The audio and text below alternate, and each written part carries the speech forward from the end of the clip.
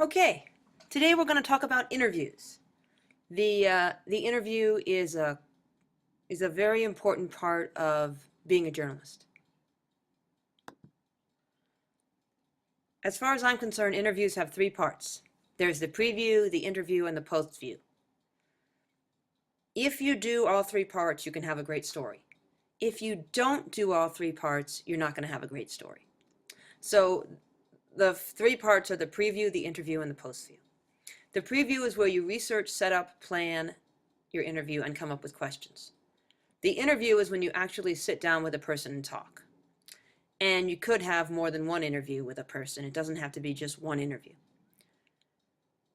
And the post view is where you check facts, call back with questions, and write the story. So you have to do all three. I can tell when I read a story that someone has not done the preview. And it's very bad when they don't do the post view. So make sure you do all three parts. So the preview. Why should you do research before an interview? How do you do research? How do you plan the interview, and what questions will you ask? Those are all things I'm going to go over in this part of the presentation. So why do you do research? Well, one reason is you don't want to write what's already been written. You want to write a news story. If you write what's already been written, it's not going to be very interesting. People already know that. So you always have to find out what's been written prior and don't write that. You don't want to ask stupid questions. If there's something you can answer from someone's resume, then do that. Don't ask them, for instance, if you were to interview Kay Norton, you could find out very easily where she went to school. You don't have to ask her that in the interview. You're going to impress her if you ask her a better question than that. You're not going to impress her if you ask her a question, where did you go to school? Because it's easily obtainable online.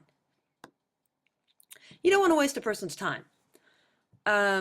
People's time is precious. And if you're asking stupid questions or things that you could have found out online, then, you're going to waste a person's time.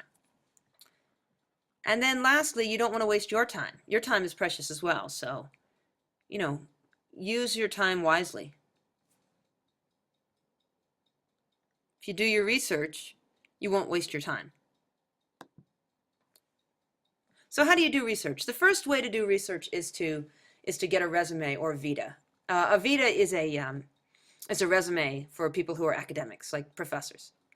Get a resume. Call the person or email them and say, can you please email me your resume? I mean, this is going to really impress them. If they know you want their resume, then they're going to think, wow, this person's really on top of it. So go ahead and do that. Now, if they're a person like President Norton, their resume is going to be online. So it's easy to find, or at least a lot of information about them.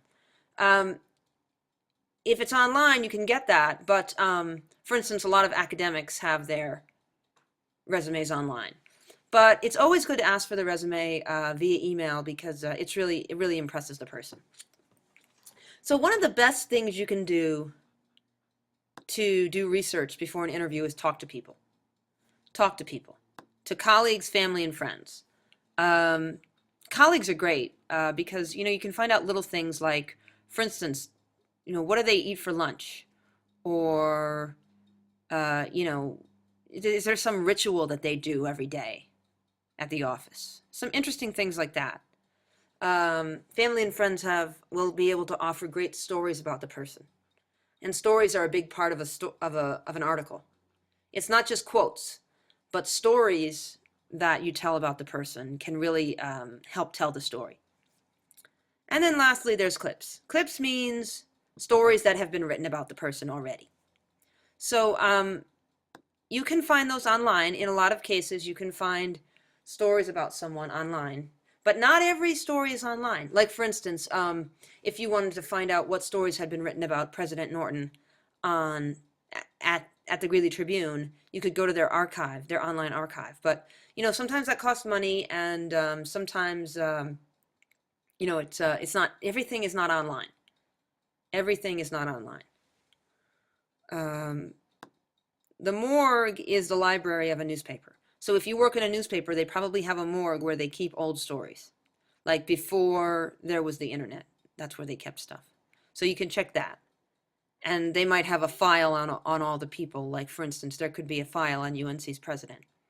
And then microfilm is the last.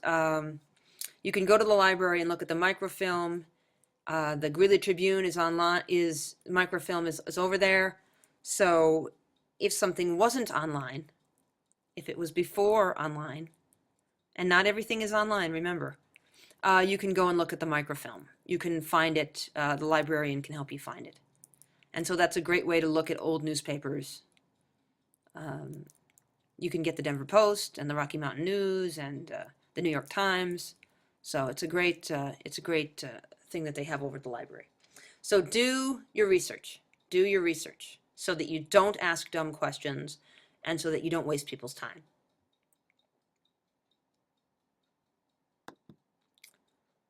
Okay, now planning the interview. The first thing you want to do is you're going to call the person. You're not going to email them. You're going to call them. You have to find out how to pronounce their name. Don't pronounce it incorrectly. That's really embarrassing for both people. Now you're going to call them on the phone because it's easy to ignore an email. It's not as easy to ignore a phone call. Journalists have to use the phone. You cannot do everything via the internet. The other thing is, don't call them, leave a message, and then wait for you to call them back, to call you back. You've got to be proactive. You've got to keep calling them, and you've got to even go to their office. That is good reporting. Go to their office. They've got to be there at some point. Go to their office. I don't want to hear from anybody, oh, well, I emailed them and they never got back to me.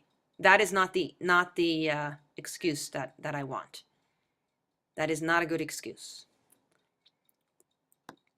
Remember to introduce yourself as a reporter. They have to know you're a reporter when they start talking to you. Okay, you don't want to trick them. And you can say something like, I'd like to ask you some questions. I'd like to talk to you. And then always make it convenient for them. Meet where they want to meet and, when they want to meet. Make it convenient for them. You have to go out of your way.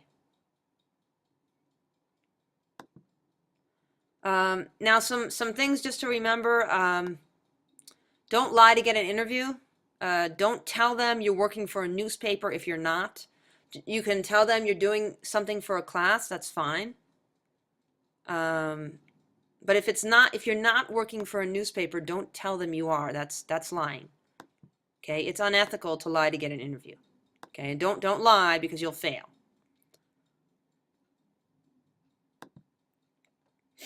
Okay, what if they turn you down? What you can do is just tell them how important they are to the story. Butter them up. Make them feel good about themselves. People like to talk about what they know. So tell them how they're so important to the story. You can explain what you want to talk about and maybe, that they're a very important part of it. I don't want you to say this. I don't want you to say it's only for a class and it won't be published. This is a really bad habit to get into because you want everything you write to be published. As a journalist, you want everything you write to be published. So don't say it's not going to be published. The other thing is don't say it's only for a class because, the class is important. So don't disrespect the class.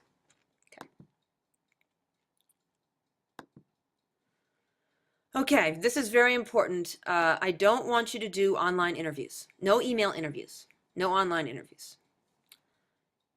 If you are writing a feature story, like a longer story, focusing on someone, you definitely have to do the interviews in person. If you are on deadline and you don't have time to meet someone in person, you can do the interview on the phone. But I do not want any email or chat interviews. No email or chat interviews. And why do you think that is? Just think about that for a minute. Okay, there are many reasons why you don't want to do online interviews. One is you don't know who's answering the questions. Let's say you send your questions by email to a person. Well, what if they have an assistant? Maybe they have the assistant answer all the questions. Well, that's not what you want. The other thing is they can When you have an interview, you want it to be spontaneous. You want to be spontaneous. In an email, they can change their answers. They have time to change their answers. And the other thing is they can run all their answers by the PR department. And you don't want that. You want it to be spontaneous. I'm not saying there's anything wrong with the PR department, but you don't want your answers to your questions to go through the PR department. Also, very important, you can't see or hear their reactions. You want to see and hear their reactions. This is very important. These are details that you want to get for your story. Observation is a key aspect of your stories. Observation, getting details. Nonverbals are like 80% of what you of communication. Nonverbals are like 80% of communication. So you want to get those nonverbals, like the way he sounded when he talked, or what he did with his feet, or what she did with her head. Okay, you want to get those because those are keys to the story. So no online or chat interviews. Okay, now then you're going to come up with questions. So you got to come up with questions. There are 3 types of questions that you can ask. There's yes/no questions, open-ended questions, and follow-up questions. Now, which do you think are the most important? The answer is the follow-up question. The follow-up question is the most important. Here are some examples of yes/no questions. Did you attend the speech? Did you agree with what she said? Do you support President Norton? Well, what is the person going to say to that? Yes or no? That doesn't really tell you anything. Doesn't give you any good quotes. You want to have some good, interesting quotes. So you've got to ask some other questions. So you can ask open-ended questions. You can say, what did you enjoy about the speech? Or was there anything you didn't like? And they might give a one-word answer to that. They might say, I liked how she talked about funding. Well, that doesn't tell you much, does it? Or was there anything you didn't like? Yeah, I didn't like what she talked about funding. So that doesn't really tell you much. You want to get good quotes, so you have to ask follow-up questions. A follow-up question is why? How? Tell me more about that. Those are where you're going to get your good quotes. And you can just nod and they'll keep talking. And that's a great follow-up question, is a nod. Just let them talk. Okay, so here's an example of how you would ask the question. So first you ask a yes/no question. Did you attend Norton's speech? And then you would say why. That's a follow-up. Then you could say, what did you enjoy about the speech? That's an open-ended question, but it might not give you very good quotes. So then you could say, tell me more about that. That's a follow-up. Then you could say, do you support Norton? That's a yes/no question. Why or why not? That's a follow-up. And then nod, and then have the person keep talking.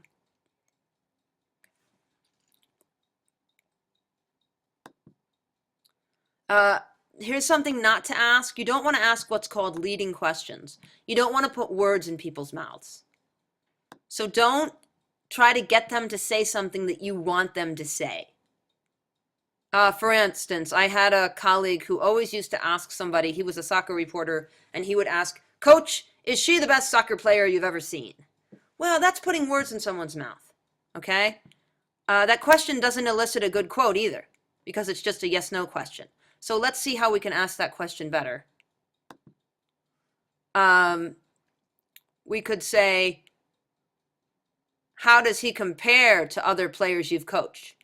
Okay, how does he compare to other players you've coached? Or, for instance, a leading question would be, do you think Amendment 60 is a terrible idea? Well, obviously you're looking for an answer there. So instead you could say, what do you think of Amendment 60? A leading question would be, were you scared? A better question is, how do you feel? Okay. I'm going to have to wrap this up. I'm going to have another presentation on interviews, so make sure that you look at both presentations on interviews. So this is presentation 1. You're going to have to look at presentation 2.